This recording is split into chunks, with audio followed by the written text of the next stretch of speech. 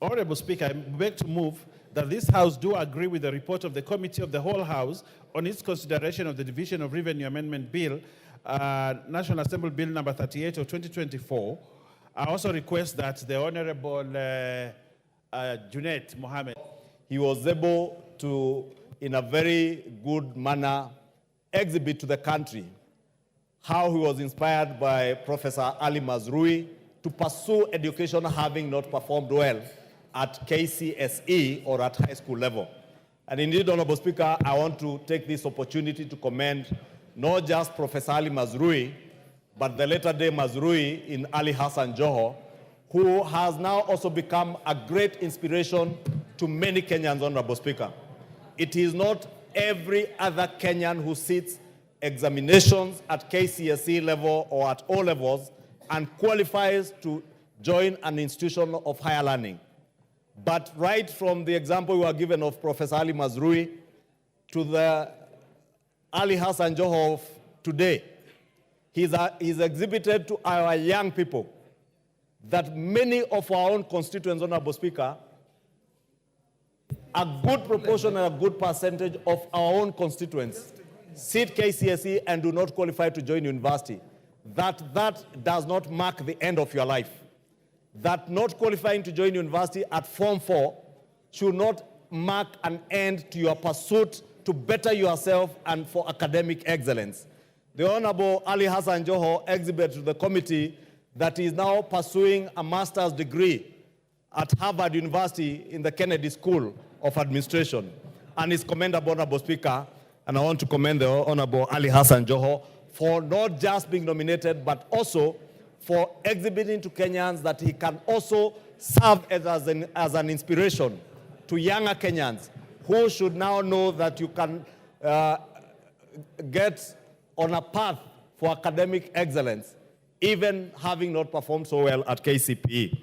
Honorable Speaker, besides considering their CVs, the committee also invited the public to submit memoranda by way of written statements on oath or affidavits, as is stipulated in our Constitution and our laws, Honorable Speaker, in the Public Appointments Act, on the suitability of each of the nominees. Honorable Speaker, to this end, the committee received a total of 837 memoranda. And I must thank the many Kenyans who submitted this huge number of memoranda, and it tells you that indeed public participation was not superfluous, was not for the sake of it, that Kenyans in their numbers did submit written memoranda.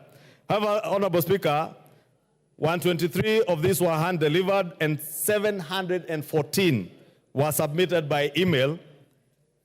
Honorable Speaker, Section 6(9) of the Public Appointments Parliamentary Approval Act provides that any person may, prior to the approval hearing, by written statement on oath, provide the clerk with evidence.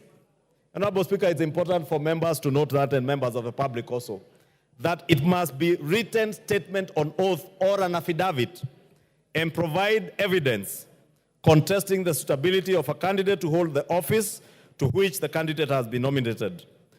Honorable Speaker, out of the memoranda submitted, 181 complied with Section 6, subsection 9 of the Act, while 656 were not in the form of affidavits, hence did not meet the requisite threshold as per the law.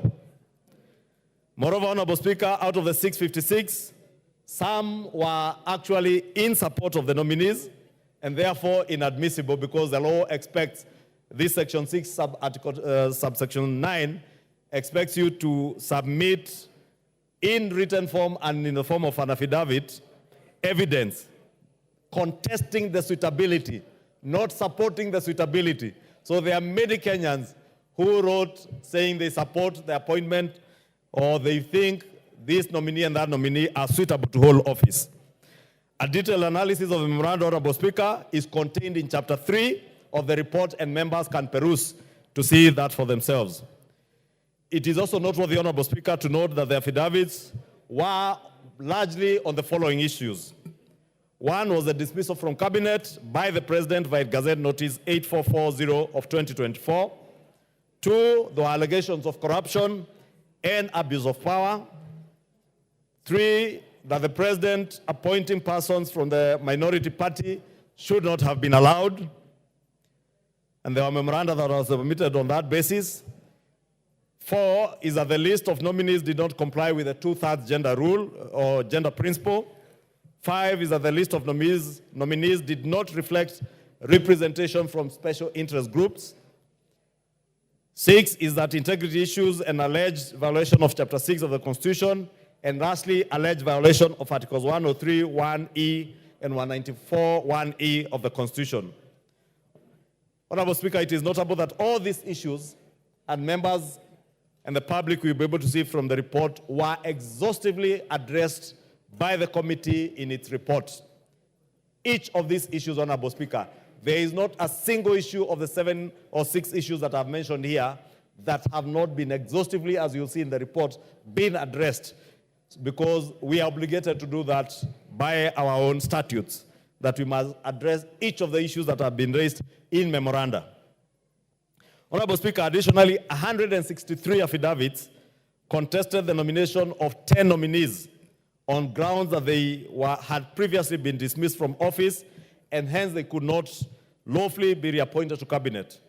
Honorable Speaker, to this end, the committee observed that Articles 132, Sub-Article 2, and Article 152, Sub-Article 2 of the Constitution of Kenya vest the power to constitute the cabinet solely on the president.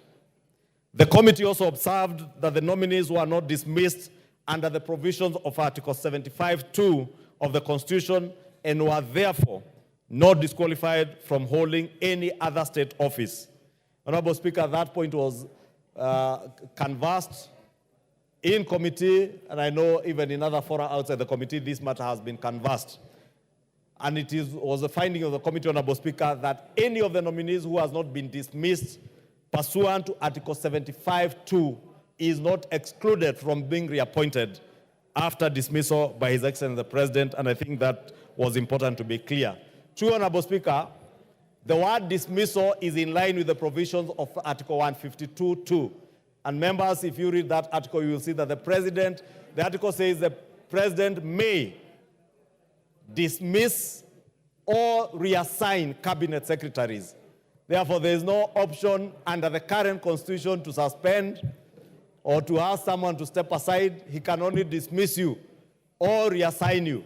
And when the President chose, as is stipulated under Article 132, it is prerogative to appoint and dismiss cabinet. When he chose to dismiss, in the words that are stipulated in the Constitution, he was well within his powers to do that, Honorable Speaker. Therefore, Honorable Speaker, there is no legal provision that bars the President from reappointing any person who has been indicted as being unfit to hold office under Article 75 of the Constitution or any relevant law. In respect of the age, Honorable Speaker, the committee observed that the nominee, the Honorable Justin Bidan Muturi, had not been dismissed as AG, but had resigned in accordance with Section 11 of the Office of the Attorney General Act in consultation with the President to give the President an opportunity to reorganize his government, as evidenced by Gazette Notice number 8440 of 12 July 2024. Honorable Speaker, the committee also conducted background checks on the nominees by seeking references from the Ethics and Anti-Corruption Commission on Ethics and Integrity, the Higher Education Loans Board, on loan repayments for those who had gone through our public and private universities and funded from the Exchequer, the Directorate of Criminal Investigations on Criminal Records on each of the nominees, the Office of the Registrar of Political Parties on holding office in political parties, because as honorable members do know, not a single nominee who is being nominated to serve in cabinet should be holding a political party office. And indeed, those that did hold political office, like the Honorable John Badi, the Honorable Ali Hassan Joho, the Honorable Ambetsa Oparanya, had evidence that they had indeed resigned from their party positions in ODM, the oldest party in our nascent democracy, Honorable Speaker. Honorable Speaker, we also did get from KRA on tax compliance and the Commission of University Education on authenticity of academic certificates. And Honorable Speaker, it's important because I've seen many people doubting certain degrees, that in each of the degrees that were submitted to the committee, the Commission for University Education ascertained that those degrees and degree courses that the nominees submitted before the committee are recognized in the Republic of Kenya as degrees.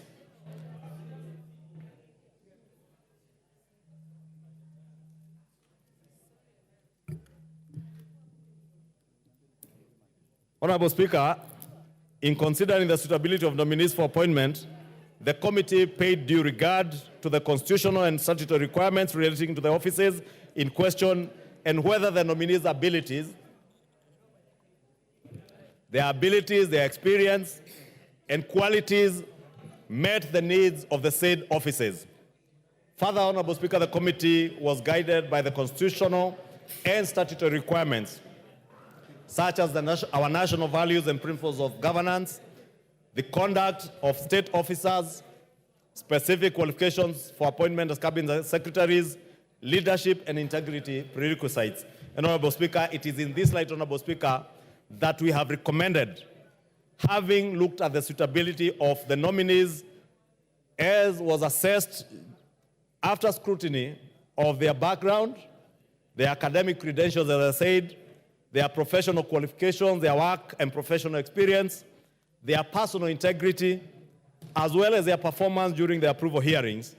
The committee observed and recommended that all the 19 nominees listed, Honorable Speaker, without having to repeat the names in the interest of time, so that I allow members adequate time to consider all these nominees and have time to debate. That, Honorable Speaker, all the 21, including the Attorney General, the former Attorney General, Justin Bidan Muturi, Stella Soy, Wycliffe Ambetsa Oparanya, Alfred Nganga Mutua, that out of the 21 nominees, Honorable Speaker, that were submitted to the House, and I said I don't want to read all the names because they are already there on the motion, that we consider for approval the 20 and reject the approval of only one nominee, Ms. Stella Soy Langat. Honorable Speaker,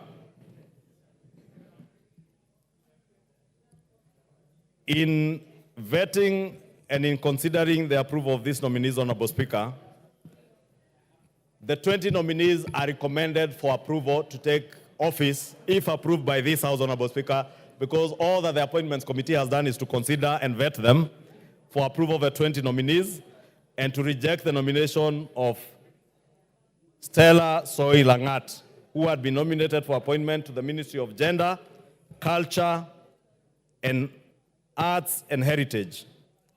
This lady, Honorable Speaker, is a career civil servant who has extensive experience in public service.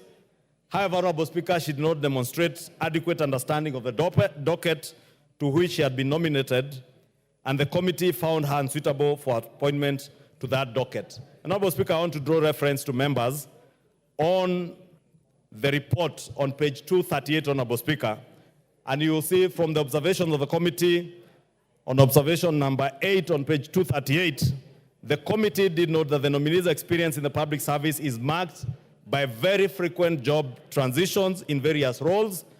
All the 6 different postings. Give the majority leader 5 minutes. I was winding up, Honorable Speaker. I was saying that the nominee's experience in the public service was marked by very frequent job transitions in various roles. All the 6 different postings that the nominee has held do not require any long-term strategic planning. As a result, she has not become grounded in any specific leadership role in the public service. And therefore, it was the feeling of the committee that if you had a nominee like this serving in a high office like that of Cabinet Secretary, she may not sit well to serve the public in a manner envisaged by our statutes and the expectations of the public. 2, Honorable Speaker, that the nominee under 9 failed to demonstrate adequate knowledge of topical administrative and technical issues touching on the Ministry of Gender, Culture and Arts and Heritage, to which she had been nominated. Honorable Speaker, those who are watching will remember a few of the unfortunate mentions of our honorable ladies without husbands, and this being a gender ministry, Honorable Speaker, it was a feeling of many people across the country that she may not sit well to address gender issues in that ministry. Two, Honorable Speaker, that the nominee is unsuitable for the position to which she was nominated, as she was unable to respond in a satisfactory manner to the queries raised during the approval hearing relating to gender, heritage, and culture. Honorable Speaker, I will also want to close, Honorable Speaker, by asking members that being nominated to this high office of a cabinet secretary is indeed a great honor. And Honorable Speaker, once members of the public or even members of parliament like the Honorable Andai, Honorable Mbadi, and even the former governors who have been nominated to serve in this high office of cabinet secretary have been nominated, it is our solemn duty as members of the National Assembly to vet all these nominees, check their suitability to hold office. There may be a feeling, Honorable Speaker, that this or that nominee may not sit well in a certain docket.